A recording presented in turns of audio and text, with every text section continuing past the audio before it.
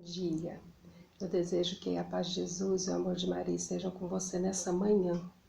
Bom dia, lindo dia, santo dia. Eu quero te convidar para rezar comigo um pouquinho. Feche seus olhos, um minutinho, e peça para que o Senhor esteja com você. Fala para Ele que você sabe que Ele te vê, que Ele te ouve, que Ele te ama, que você é um filho amado, uma filha amada. Agradeça pela noite de descanso, pela noite de sono. Por esse final de semana que nós vamos poder passar juntos, ouvindo a palavra de Deus, rezando, cantando, partilhando. Espírito Santo de Deus, ilumina a nossa inteligência e fortalece a nossa vontade, em nome do Pai, e do Filho e do Espírito Santo. Amém. Bom, gente, não é fácil fazer isso aqui não, viu? Eu não sei nem para onde eu olho, tem hora, mas enfim, vamos lá, vamos tocar o barco, né? Eu me chamo Fabiane, a maioria das pessoas em Renascer me chamam de Tia Fabi, e eu fui convidada para estar com vocês aqui essa manhã no primeiro Renascer online. Pensa que maravilha, né? Uma ideia abençoada do Padre Samuel, do Mário Sérgio, e já quero parabenizá-los por essa iniciativa, por essa ideia tão boa. Deus abençoe Mário Sérgio, Deus abençoe Padre Samuel, e Deus abençoe também todas as pessoas que estão envolvidas nesse projeto. E agradeço a oportunidade de poder fazer parte dele. Gente, isso é história, né? E a gente escrevendo aí a história. Primeiro Renascer Online. E agradeço também você que está acompanhando a gente, que está fazendo parte aqui desses momentos. E vocês já vão desculpando todas as falhas aí de gravação, tá? Porque eu não sou muito boa com essas coisas, não. Eu não sou muito boa, não sou nem um pouco boa, tá bom? Bom, e nessa manhã de sábado, todo mundo descansado, todo mundo bem, todo mundo tranquilo, nós escolhemos um tema bem interessante para a gente começar o sábado bem. E nós vamos falar sobre o ideal e o sentido da vida, né? É um pensamento bom para uma manhã de sábado, não é? Eu acho que é. E eu, como professora que sou, pensei da gente começar esse momento procurando o significado das palavras, o significado da palavra sentido e o significado da palavra vida. E nessa hora, a língua portuguesa não ajuda muito a gente não, né? Porque uma palavra em português, ela tem dezenas de significados. E ela vai depender muito do contexto em que ela está inserida. E aí eu quero que você guarde essa palavrinha, tá? Contexto, porque ela vai servir para a gente fazer um link entre o que a gente vai conversar aqui, certo? Bom, indo atrás do significado de sentido e de vida, que é o que compõe o nosso momento dessa manhã, ideal e sentido da vida, vamos entender então o que o dicionário traz para a gente como sentido, né? E aí você encontra milhares, dezenas de definições. Aí uma das definições para sentido que eu achei muito interessante são essas, a capacidade que a gente tem de perceber o mundo, o que chega de fora do mundo para a gente, como é que a gente percebe o mundo, né?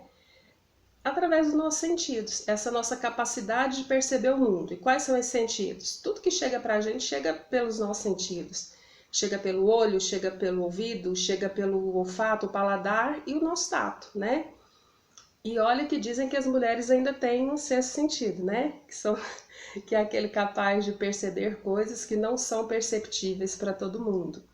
Bom, então esses são uma definição para sentido, né? E uma outra definição para sentido seria o significado de alguma coisa, a definição de alguma coisa, certo? Sentido também pode ser entendido dessa maneira, como significado, como a definição de alguma coisa. E um outro contexto interessante do significado de sentido é como se ele fosse direção, tá? Pensa, para cima, para baixo, direita, esquerda, essa direção, que não é muito interessante, né? Ficar andando em círculos. Então esses são alguns significados aí da palavra sentido, tá? Que eu fui buscar no dicionário. Depois eu fui atrás do significado da palavra vida. Se sentido já tem uma dezena de sentidos, imagina a palavra vida. Quando eu fui atrás de vida, que também depende do contexto em que a palavra vida é inserida, é usada, o dicionário traz assim que vida o quê? Vida orgânica, vida definida pela filosofia, pela ciência, pelo quê? Pela religião, né? Então depende também do contexto em que você está definindo vida. E aí eu gostei muito de uma definição que diz assim que, eu vou olhar aqui na minha cola, ela diz assim, ó, propriedade que caracteriza os organismos, seja o ser humano, sejam as plantas, sejam as bactérias, seja os animais, né? Então, são as propriedades que caracterizam os organismos que evoluem de quando nascem até quando morrem. Então, esse espaço do nascimento à morte é chamado de vida, né? Essa propriedade dos organismos que evoluem. Bom, e aí pra gente... Lembra que eu falei para vocês da questão da palavra contexto, né? Que era para vocês pensarem nessa palavra contexto. Desde que o homem existe, desde que o mundo é mundo, ele busca o sentido da vida. E esse sentido ele é definido, às vezes, pela ciência, ele é definido pela filosofia, ele é definido pela religião. Então, depende do contexto em que você está inserido. Qual é o sentido da vida? E aí, quando eu falo da palavra contexto, eu quero entender em que contexto nós, que estamos aqui participando do primeiro Renascer Online, nessa manhã de sábado, estamos inseridos. Qual é o nosso contexto? Cristãos católicos do século XXI. Esse é o nosso contexto. E aí, eu quero trazer para esse nosso contexto o sentido da vida, tá? E eu já quero fazer uma citação, vocês vão perceber que eu gosto de fazer algumas citações, eu tenho aqui o catecismo, eu tenho a Bíblia, e eu tenho a citação de um teólogo e filósofo francês, que ele diz o seguinte, ó, que vai ser todo o contexto dessa nossa manhã aqui, tá? Olha o que ele diz. Não quero convencer ninguém, não me proponho articular uma apologética, simplesmente desejo expressar na primeira pessoa do singular, eu, as razões que me levam a crer em Deus e a viver confiando nele. Então, o nosso objetivo aqui essa manhã, o meu objetivo essa manhã, é o mesmo da fala desse teólogo aqui. Eu não quero convencer ninguém, nem quero ficar me propondo articular uma apologética, tá? Mesmo porque eu não tenho, acho que, capacidade aí para isso. Meus estudos não me levam a isso. Mas eu simplesmente desejo expressar, na primeira pessoa do singular, eu, Fabiane, as razões que me levam a crer em Deus e a viver confiando nele, né? Então, nós vamos partilhar um pouco aí da minha vida, e eu peço que você pegue a sua vida também e vá colocando diante disso tudo que nós vamos conversar aqui, tá? E aí, quando esse filósofo e esse teólogo francês, ele se chama Terralba, ele dá para nós alguns porquês. Por que a gente tem que ficar preocupado com essa história de sentido da vida? Eu estou aqui nesse mundo, eu trabalho, eu como, eu vivo, eu nasci, um dia eu vou morrer, e essa é a trajetória de todo mundo, né? Por que eu preciso ficar procurando um sentido para as coisas? E aí esse filósofo vem trazer para a gente pelo menos uns 7 pontos muito interessantes sobre o porquê da gente ter que pensar na nossa vida, né? E o primeiro item que ele chama a atenção da gente para a gente falar sobre o sentido da vida, por que eu tenho que ficar me perguntando qual é o sentido da minha vida, ele diz assim, ó, todo ser humano, por natureza, deseja viver uma vida com sentido. É natural, é nosso, está em nós. Eu falava ainda há pouco que desde que o mundo é mundo, desde que o ser humano existe e se entende como gente, ele busca um sentido para as coisas que ele faz. Você levanta de manhã, você toma café, você escova os dentes, você vai trabalhar, você volta na hora você almoça, aí você volta para o trabalho, você paga as contas, você dorme, você volta para casa no fim do dia e olha que interessante, se você já tem um lugar para voltar, né, no final do dia, isso já é uma coisa muito interessante. Então, o ser humano, por natureza, ele quer dar um sentido para as coisas que ele faz. por mais que a gente faça as coisas ordinárias do dia a dia, né? E que a gente tente dar sentido para elas, por exemplo, uma mãe que faz uma comida para o filho, para alimentar a família. Vou fazer porque os meus filhos gostam, para cuidar dele, vou colocar aqui o meu amor e a minha melhor intenção. Se você está no trânsito, você tenta conduzir da melhor forma, como um cidadão consciente, responsável. O trabalho que você faz, você tenta também desenvolver da melhor forma possível. Por mais que a gente tente dar sentido a essas coisas, parece que ainda existe algo mais que a gente possa fazer. Por mais que o meu dia a dia seja recheado de coisas boas, apesar de serem coisas ordinárias do dia a dia, e quando eu digo ordinária nesse sentido, é de fazer parte do ordinário, não é extraordinário, tá? A gente busca alguma coisa a mais, a gente busca algo a mais.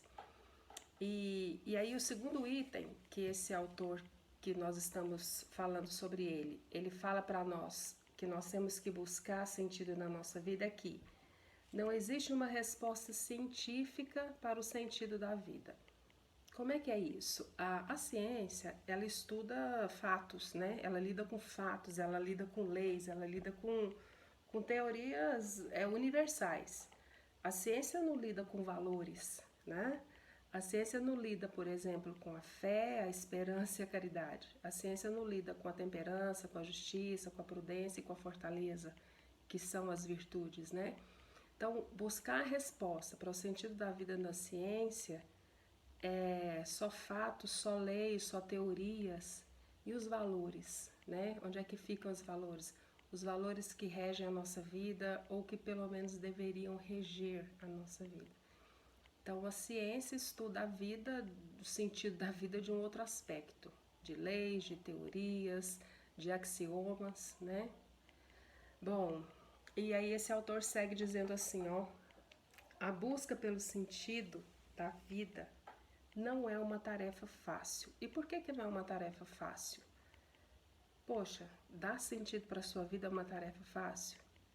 Dar sentido para a vida significa você lidar com a felicidade ou com a infelicidade das pessoas, né? Quem é que não quer ser feliz, né? Então, é algo difícil de buscar porque implica a busca da sua felicidade.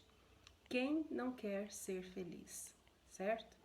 Então, a gente vê muito hoje o que? Os livros de autoajuda, a gente vê aqueles treinamentos de coaching.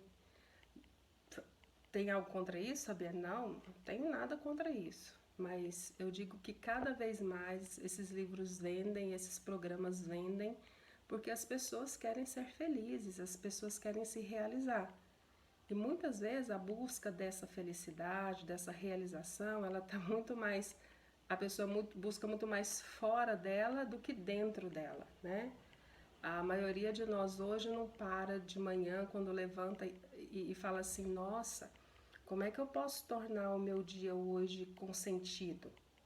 Você levanta da cama atrasado, corre para lá e para cá e parece que até existe uma intencionalidade nessa agitação da gente não ter que parar mesmo para pensar nas coisas, né? E às vezes as pessoas que pensam hoje e discordam e falam e replicam as coisas, elas são consideradas pessoas chatas, né? Elas são consideradas pessoas chatas. Vamos aí para mais um item, né? A busca de sentido, ela é uma necessidade espiritual. Olha aqui que interessante. Quando eu falava para vocês que buscar sentido nas coisas, eu só acredito naquilo que a ciência fala, né? Vamos pensar uma coisa relativa à ciência, é uma coisa pequena, não é algo que a gente tenha que se esforçar muito, não. Queria que você parasse para pensar agora na ideia que você tem do universo, né? Por exemplo, que tamanho que você imagina que é o universo? É infinito, tá? Mas vamos colocar aqui alguns parâmetros para nós podermos pensar. Galáxia, estrela, planeta, o quanto a gente conhece disso tudo que existe, né? O quanto nós conhecemos. Se você conseguiu imaginar algo muito grande, agora eu quero que você multiplique isso por milhões, né? Daí a gente consegue começar a pensar no tamanho do universo, certo? E aí as pessoas se colocam diante dessa grandeza, dessa imensidão. Eu tô aqui, o que eu sou diante dessa grandeza, o que eu sou diante disso tudo, né? E só que aí a gente entra numa questão. Somos seres humanos, somos pessoas, temos sentimentos, temos valores, temos necessidades que precisam ser preenchidas, né? Então, nesse sentido, a busca pela vida, para dar um sentido para a nossa vida, ela é uma necessidade espiritual. E aí eu gostaria de ler para você algo muito que eu acho muito bonito que está no Catecismo da Igreja Católica. Ele está bem no comecinho do Catecismo, é já logo aqui no capítulo 1. E o título do capítulo 1, Catecismo da Igreja Católica, o título do capítulo é assim, ó: o homem é capaz de Deus, né?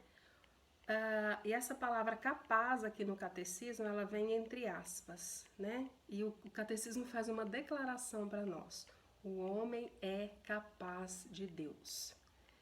E aí eu quero abrir aqui um parêntese, quando a gente falava de buscar em várias fontes, né? Eu não vejo em nenhum lugar tão bem definido para que eu existo, de onde eu vim, para onde eu vou, tanto quanto nos documentos da igreja. Você pode buscar em muitas outras fontes e elas vão te levantar possíveis sentidos para a sua vida. A que define de verdade, realmente, que eu conheci, que chegou a mim até agora, é o que a igreja fala, através da Bíblia e através dos documentos da igreja.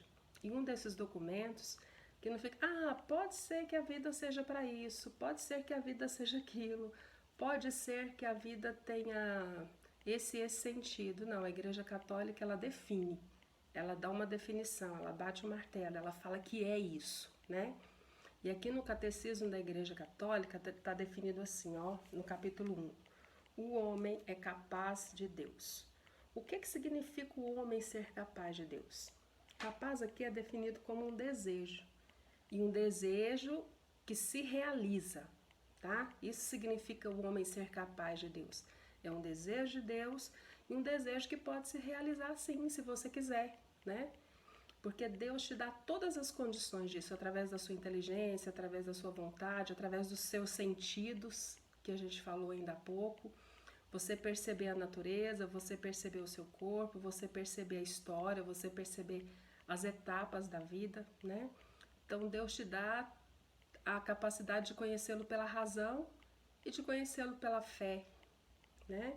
Então o catecismo diz assim, ó: o desejo de Deus, ele está inscrito no nosso coração.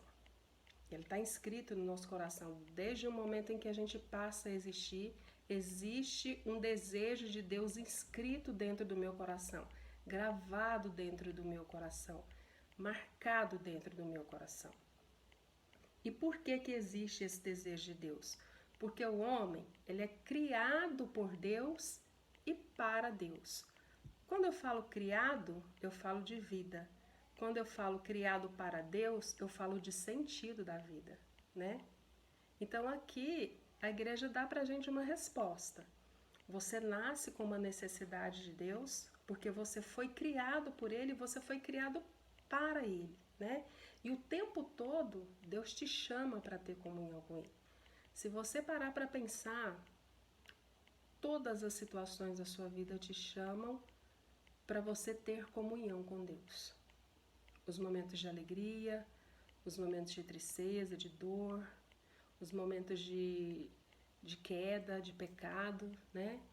E parece que a primeira coisa que a gente faz quando a gente peca, a gente fica com vergonha e corre, né? E foge de Deus, que foi a reação dos nossos primeiros pais, Adão e Eva.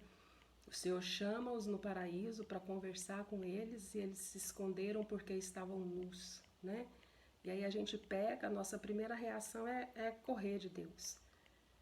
Se você pecou, se eu pequei, é hora de correr para o colo de Deus, tá? É hora de correr para o colo de Deus, não é hora de ir para longe de Deus, não. É hora de você correr para o colo de Deus para Ele te sarar, para Ele te curar, para Ele te perdoar, né? Os pecados que não são perdoados são aqueles que não são confessados. Se você confessou, se você se arrependeu, Deus te dá uma chance de continuar. Mais uma chance de continuar, né? Bom, e aí todas as situações da nossa vida concorrem para que a gente vá para Deus. As situações de dor, vamos pensar nelas, né? Vamos pensar nesse momento que a gente está vivendo. E que eu acho que a gente, eu aqui em casa, o que eu estou aproveitando para fazer? Sou professora, não estou podendo ir para a escola, fazendo algumas atividades online, mas eu tenho aproveitado para ler, para estudar, porque é uma das formas que Deus também se manifesta na minha vida, que Deus se revela para mim através do meu estudo. Eu tenho tentado rezar mais, eu tenho tentado ter mais comunhão com Deus, mais intimidade, caminhar para águas mais profundas, né? Eu não senti esse desespero de ficar em casa e ter que me encontrar comigo mesma e com as pessoas que eu amo, né? Que estão aqui também dentro da minha casa. E você, como é que você está vivendo esse momento? Está rezando mais? Está buscando mais a Deus? Está tendo mais paciência para conviver com a sua família e com você mesmo, né? Porque às vezes a gente não consegue conviver nem com a gente, né? Acontecem essas coisas sim. E aí, enquanto o homem não voltar para Deus, o catecismo continua falando aqui, ó. Enquanto o homem não voltar para Deus, ele não vai encontrar a verdade, a felicidade que ele sempre busca. Porque o sentido de nós termos sido criados é para chegar em Deus um dia. Nós viemos dele, nós vamos voltar para ele. Um exemplo que eu vi uma vez muito interessante, que eu achei muito bonito, é que quando você pega uma concha, né? Você coloca ela assim no ouvido, ela fica repetindo o barulho do mar. Você já percebeu isso? É como se essa concha estivesse ali gritando para voltar para o lugar de onde ela veio, né? E existe isso na gente. Enquanto a gente, esses milhões de coisas que a gente coloca na nossa vida, para que ela seja boa, para que ela seja melhor, para que ela tenha sentido, é essa busca constante. É como se tivesse um vazio aqui dentro da gente que parece que nunca é preenchido, né? Por quê? Porque nós não fomos feitos para ser preenchidos por essas pequenas coisas. Porque o que enche o coração do homem, o que preenche totalmente, sem deixar espaço nenhum, é Deus, né? E aí a gente pensa assim, poxa, mas e a minha família? Minha família não dá sentido para a minha vida? E as coisas que eu gosto de fazer não dão sentido? E as pessoas que eu amo, o passeio, o livro que eu leio, a comida que eu como, será que essas coisas são banais e elas não são boas? Não, essas coisas em si são boas, né? Quando feitas do jeito certo, na medida certa, elas são boas, sim, elas contribuem para a nossa vida, sim. Mas todas essas coisas, elas giram bem quando Deus é o centro, né? Como se fosse uma engrenagem. Todas as coisas na minha vida giram bem quando Deus é o centro da minha vida. Deus não pede para que a gente tire essas coisas da nossa vida, mas para que elas fiquem no lugar certo, né? No lugar que é de cada uma delas. Se Deus não é o centro, tudo em torno vai complicar, vai virar uma confusão. E quando Deus é o centro, as coisas vão ficando no lugar, né? Uma coisa pela qual eu tenho rezado muito, tenho pedido aí nas minhas orações, é para que o Senhor me dê a medida do Espírito Santo, a medida certa. Porque vamos pensar, eu tenho um ponto de vista, você tem outro ponto de vista, as pessoas da sua casa têm o ponto de vista delas, cada um de nós tem o seu ponto de vista. Só Deus tem todos os pontos de vista, né? E aí, quem melhor do que Ele que me fez para conseguir organizar as coisas dentro de mim? Então, o Senhor me dá a medida certa, me dá a medida do seu Espírito Santo, não é? E caminhando mais um pouquinho, a fé, ela é um antídoto para o nosso vazio existencial. Olha que frase forte. A fé é um antídoto para o vazio existencial.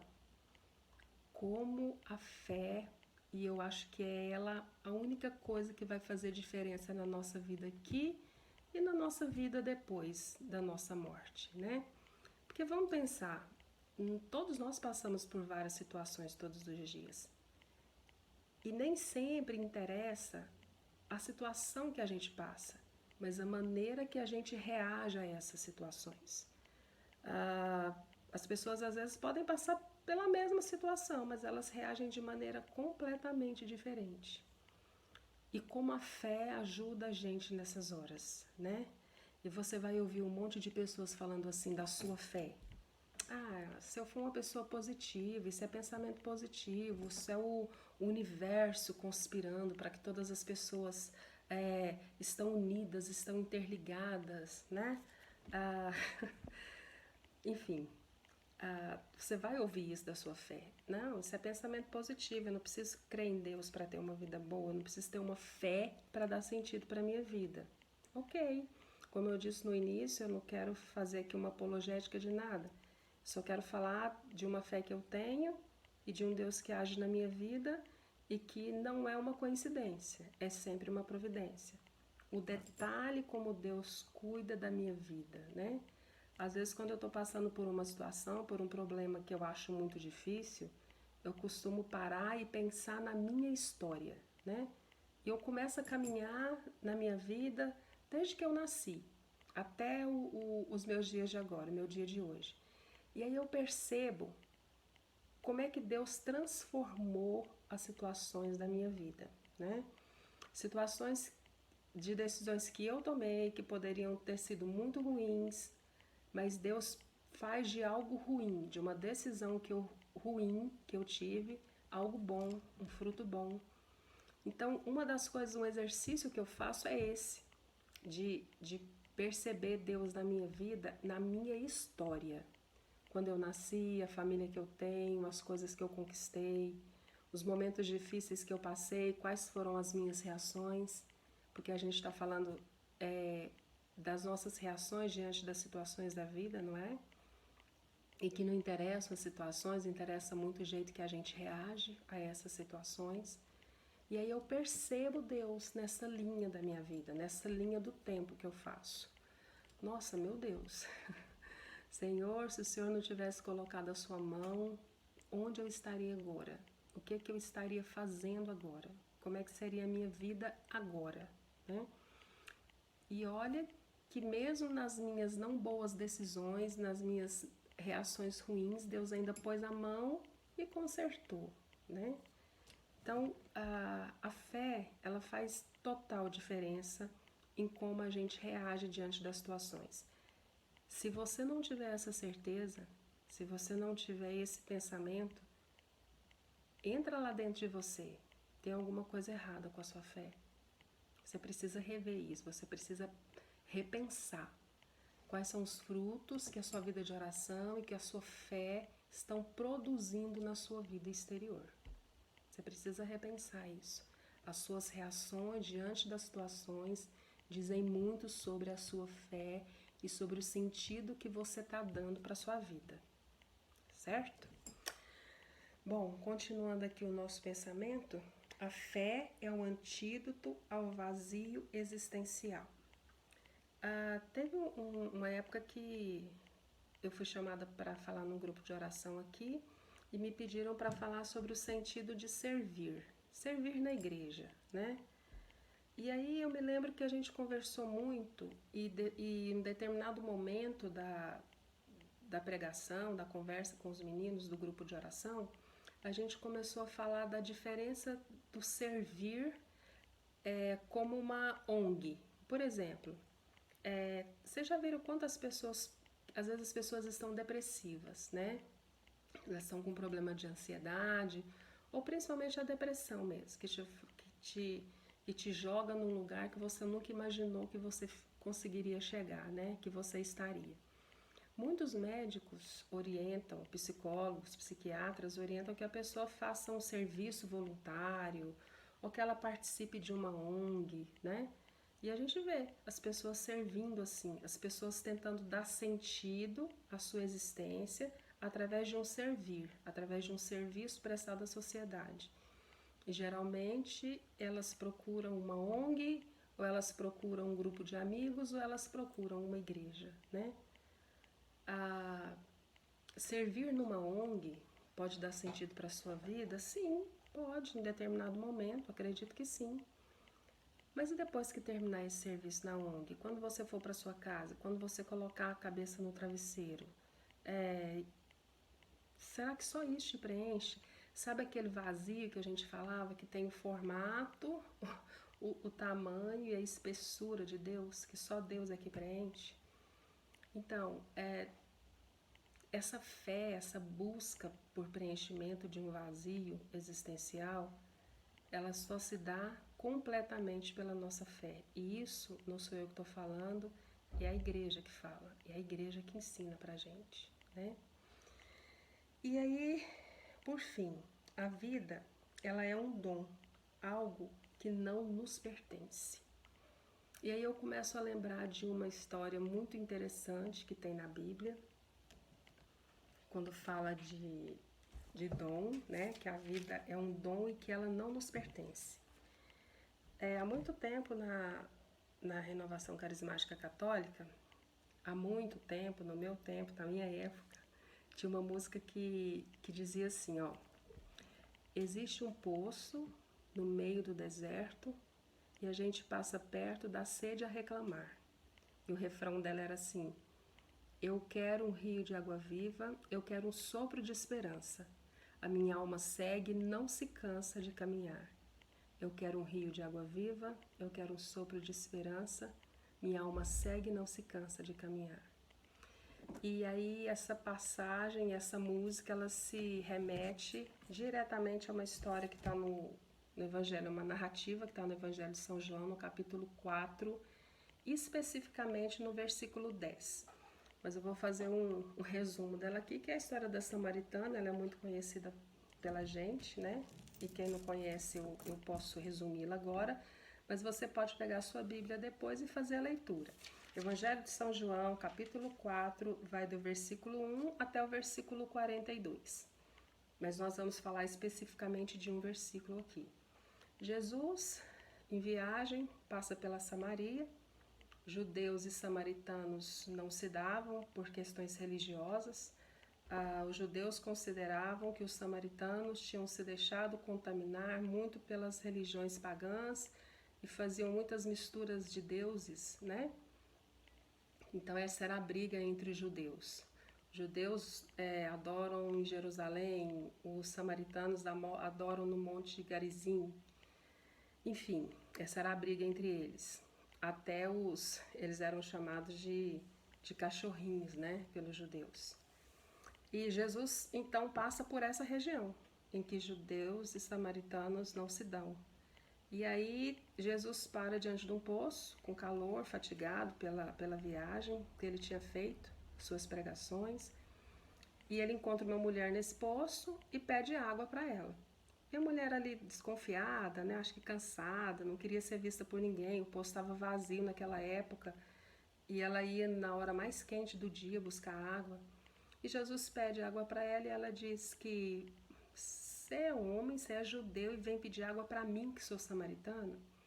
E aí a gente vai perceber que ao longo da conversa, Jesus entra na vida dessa mulher, começa a ter um diálogo com ela, um diálogo de amor e um diálogo de fé.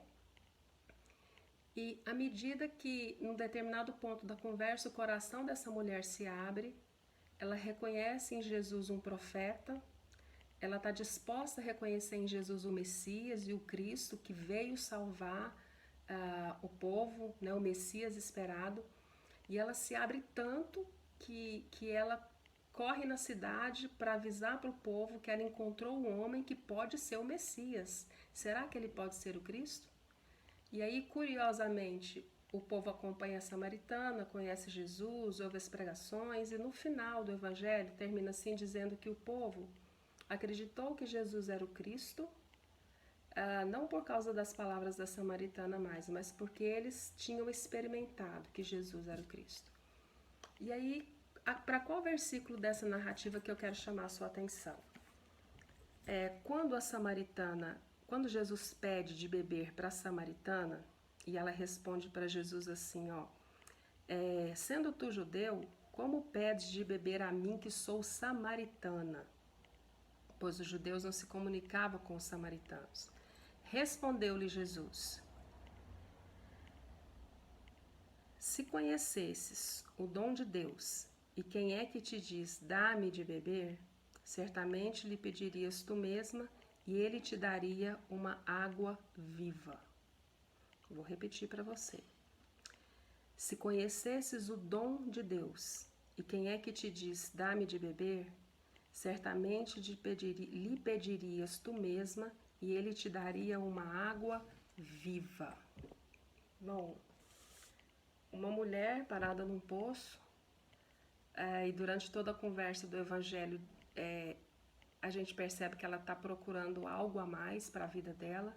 Ela não quer só não ir mais ao poço tirar água. Ela quer uma mudança de vida, né? Ela reconhece na conversa que ela não crê no Deus verdadeiro, que ela precisava conhecer o Deus verdadeiro, e que aquele homem que estava ali conversando com ela estava dando todos os indícios de que ele era o Cristo, de que ele era o sentido para a vida dela que ela estava procurando, e que aquele homem poderia preencher todos os buracos, todos os vazios da existência dela até aquele momento. E aí a gente está trabalhando na perspectiva aqui assim, que a vida ela é um dom de Deus, algo que não nos pertence. E aqui Jesus fala para ela, se você conhecesse o dom de Deus, quem te pede de beber, você mesmo lhe pediria e eu te daria uma água viva, né? O que é essa água viva se não é o núcleo do que a gente está conversando aqui agora? Se não é um sentido para a nossa vida, né? Esse dom que Deus nos dá gratuitamente e que nós achamos que é nosso, quando eu falo assim, é o meu corpo, é o meu tempo, é o meu filho, é a minha inteligência, é a minha história, né? Esse meu no sentido de posse, não no sentido meu de eu cuido, eu amo, eu gosto, eu agradeço, né? Porque quando a gente fala meu, a gente fala muito mais no sentido de posse, de controle, do que de agradecimento. É meu, eu agradeço. Obrigada, Senhor, pelo dom da minha vida. Então, não é nosso, é Deus que cuida. E para esse dom ele ser completo, eu vim desse dom e eu volto para esse dom.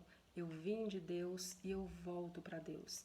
E esse caminho que a gente percorre aqui, ó, da hora que a gente nasce até a hora que a gente morre, é o que vai fazer diferença depois. Quando eu falava que a fé é que dá sentido às reações diante das situações da nossa vida, é que vão determinar para onde é que a gente vai depois.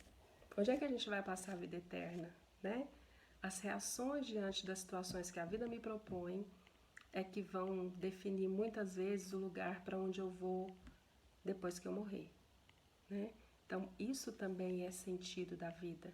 O sentido da vida é pensar, tudo que eu estou fazendo aqui, tudo que eu vivo aqui tem um porquê, eu não entendo agora, mas quando eu estiver no seio de Deus, que tem todo o entendimento e toda a sabedoria, eu vou entender.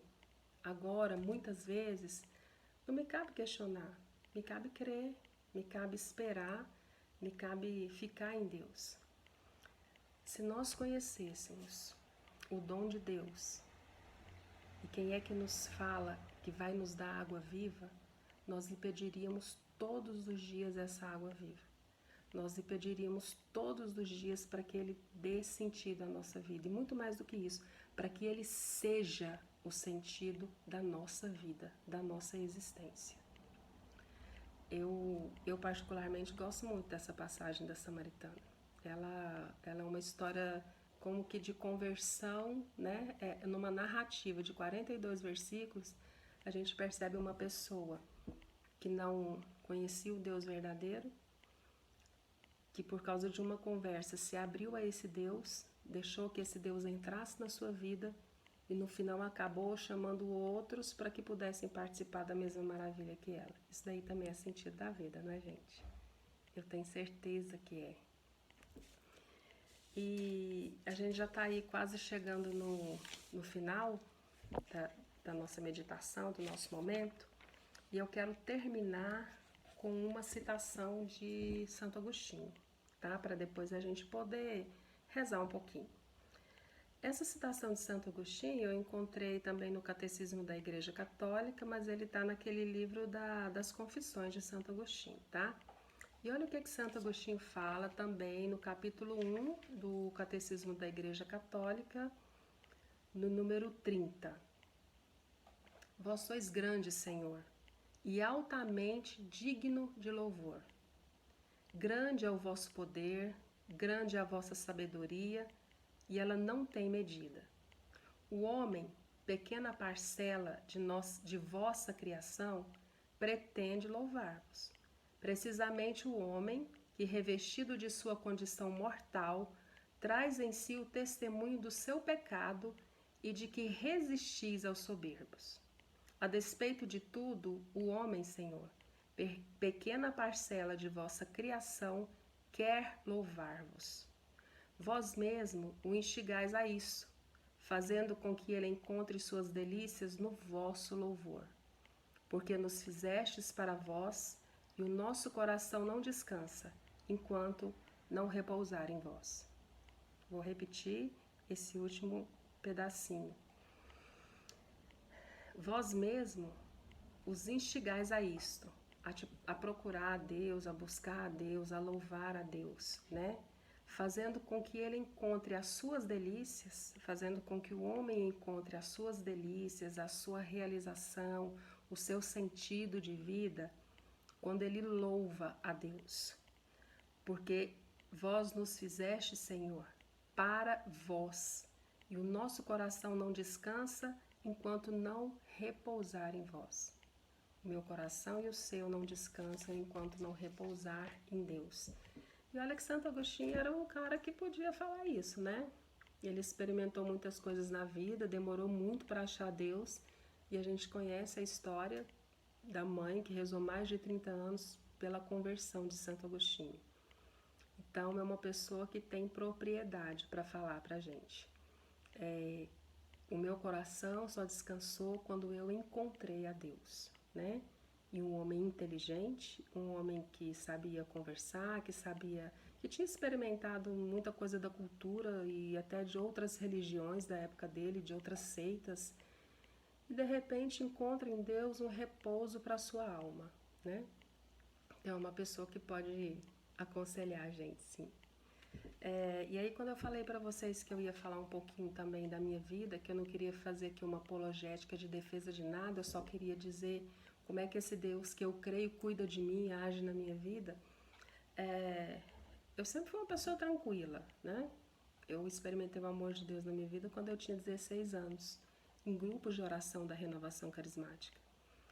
E de lá para cá, hoje eu tenho 49 anos, são mais de 30 anos de caminhada com Deus. Eu nunca fui alcoólatra, nunca usei droga, sabe esses pecados que a gente acha que a gente precisa ter para voltar para Deus, né? Mas eu sempre fui uma pessoa, eu tinha 15, 16 anos, eu não pensava em nada, né? Não pensava em nada, eu queria me divertir. E eu acho que acontece muito isso hoje, só que eu acho que hoje acontece uma coisa um pouquinho pior. Como eu lido muito com adolescentes, tanto dentro da igreja quanto no meu trabalho, o que eu percebo? Meninos, às vezes, apáticos. Eles não têm uma perspectiva de vida, eles não têm sonho. Quanto mais parar para pensar na vida no sentido de viver. De onde eu vim, o que eu estou fazendo aqui, para onde eu vou, né? Que jeito que eu posso fazer esse negócio aqui ser bom, certo? E às vezes as coisas vão para um lado que não é tão bom, certo? Aí eu fico olhando para esses meninos, às vezes tão sem sonho, tão sem vontade, tão sem conhecer a si mesmos, sem conhecer a família onde eles estão, sem conhecer a sociedade, o mundo em que eles vivem. Meninos machucados, tão novos e com feridas tão profundas já causadas pela vida. né? E aí eu fico pensando assim, se a gente não chega antes, né, para trazer essas pessoas para Deus, que eu acho que é uma coisa muito importante que esse Renascer Online está fazendo, porque ele está chegando para um monte de gente agora, e quanto mais chegar, melhor. Escuta isso que eu estou te falando.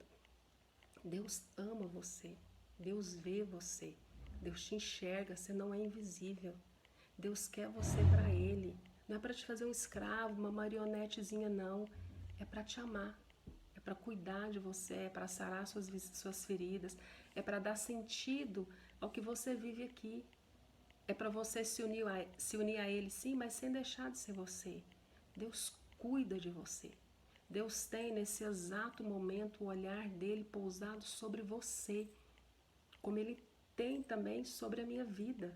Estava falando para vocês que eu experimentei o amor de Deus aos 16 anos. Parece que a minha vida começou a ter sentido a partir daí, sim.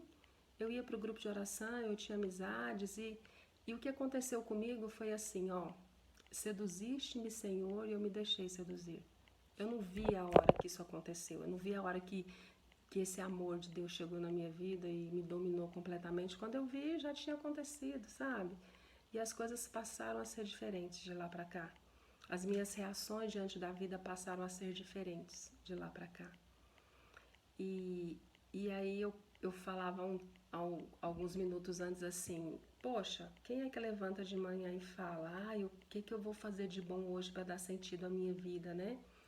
Aliás, nós cristãos deveríamos fazer isso, tá? Nós cristãos precisava fazer parte da nossa oração de manhã. Né? Senhor, me protege, Senhor, me dá, Senhor, o que eu posso dar hoje? O que eu posso fazer de bom hoje, né? Acho que a nossa oração também tem que ser nesse sentido. Será que eu tenho que ficar pensando então, Tia Fabi, o tempo inteiro? Eu tenho que viver filosofando? Qual é o sentido da minha vida, né? Meu filho, deixa eu te falar uma coisa, minha filha, né? Eu falo pra mim também. Nós temos um cérebro e cérebro é para pensar. Se a gente não pensa, amigo, atrofia, entendeu? É, a gente tem que pensar sobre as coisas que a gente faz, sim. A gente tem que pensar por que a gente faz, por que a gente não faz, qual vai ser a consequência do que eu fizer. A gente tem que pensar, sim. A gente tem que pensar o tempo inteiro. O nosso cérebro não tem liga e desliga, né? A gente tem que pensar o tempo inteiro. O padre Paulo Ricardo fala uma coisa que eu acho muito interessante. Ele diz assim que se a nossa alma tivesse um órgão, esse órgão seria o nosso cérebro, né? Então, amigo, quer ficar sem alma, para de pensar, né? Agora, peça para que o Espírito Santo conduza os seus pensamentos. Peça para que o Espírito Santo te dê a medida certa. Lembra dessa história da medida certa? Porque eu não tenho todos os pontos de vista. Você também não tem, só Deus. Então Deus tem a medida certa. E Deus tem uma água viva para dar para mim e para você, que é o Espírito Santo, que é a plenitude da vida, que é a vida em abundância, para fazer com que a nossa vida tenha sentido, né? E depois de mais de 30 anos de caminhada, eu continuo dizendo: seduziste-me, Senhor, e eu me deixei seduzir. E parece que uma das horas que a vida teve mais sentido para mim foi quando eu precisei lutar por ela, né?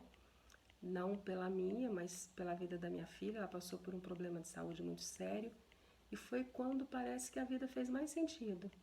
Foi a hora que eu mais tive que me aproximar de Deus, que eu mais tive que lutar e que eu percebi um Deus que me cuida em detalhes. Deus é cirúrgico, Deus é preciso, Ele cuida em detalhes. E aqui agora eu queria convidar você para a gente poder rezar um pouquinho, porque a gente já está chegando quase ao final aí desse momento. E eu quero rezar com você, baseada no salmo também que eu gosto muito, que é o Salmo 8.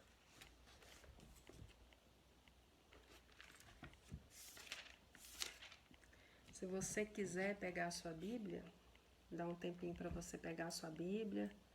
Eu não sei também se você tem o hábito de lê-la, mas nesse tempo de quarentena é uma ótima opção, como também é uma ótima opção, ó, tercinho, rosário, falar com a Virgem Maria, né? Bom, o Salmo 8, ele diz assim, ó: a glória do Criador nos esplendores da criação. Eu gostaria que a gente rezasse com esse salmo, tá? Ó Senhor nosso Deus, como é glorioso o vosso nome em toda a terra. Vossa majestade se estende triunfante por cima de todos os céus. Da boca das crianças e dos pequeninos sai um louvor que confunde vossos adversários e reduz ao silêncio os vossos inimigos.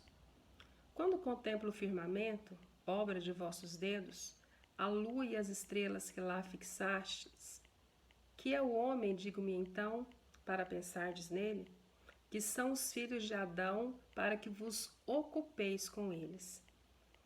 Entretanto, vós o fizestes quase igual aos anjos, de glória e honra o coroastes. Destes-lhe poder sobre as obras de vossas mãos, vós lhe submetestes todo o universo.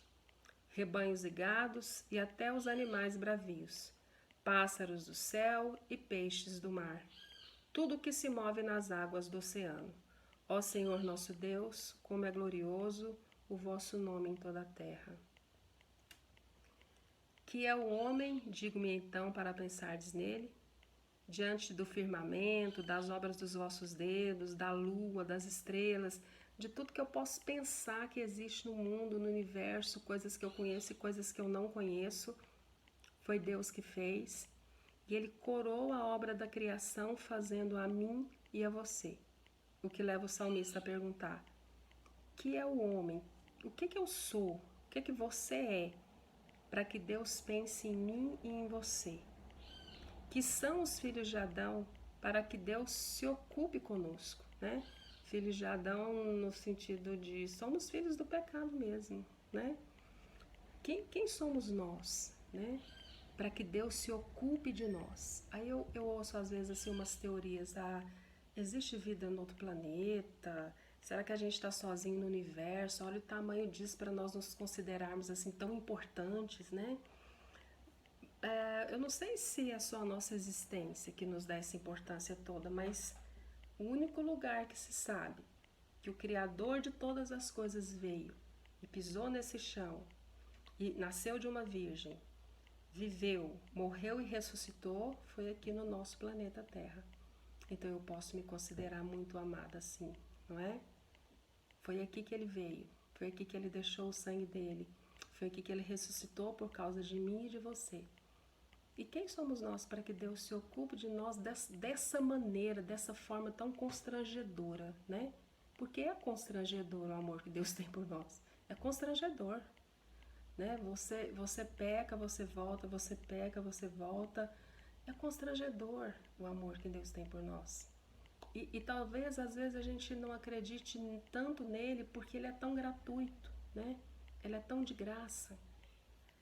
E aí o salmista continua falando: quem somos nós para que Deus se ocupe conosco? Porque o Senhor nos fez quase igual aos anjos e nos deu poder sobre todas as coisas. Pássaros, peixes, cultivar a terra, comer dela, trabalhar, tocar a nossa vida. Deus nos deu todas as condições de fazer isso. A única coisa que Ele pede é o quê? Deixa eu ser o centro. Não para que eu faça de você um bonequinho, né, de um fantoche, uma marionete, mas para que eu cuide de você, porque quando eu sou o centro, tudo em torno da sua vida gira bem. Então eu gostaria que você agora tomasse posse disso aí na sua oração, que você rezasse nesse sentido de que Deus me fez, Deus me olha, Deus me vê, que a obra mais importante da criação não é a terra, o céu, o mar, sou eu. Por quê? O que me dá essa certeza? O Filho de Deus veio aqui, morreu e ressuscitou por mim. E que isso possa ser o motivo da sua alegria, que esse possa ser o sentido da sua vida, que esse possa ser o ideal da sua vida. Viver com Deus e voltar para Deus, né? E agora eu peço para que a gente reze junto com a Virgem Maria, para a gente poder já encerrar esse momento, pedindo para que ela nos dê a graça de nos colocarmos debaixo dessa humildade, né?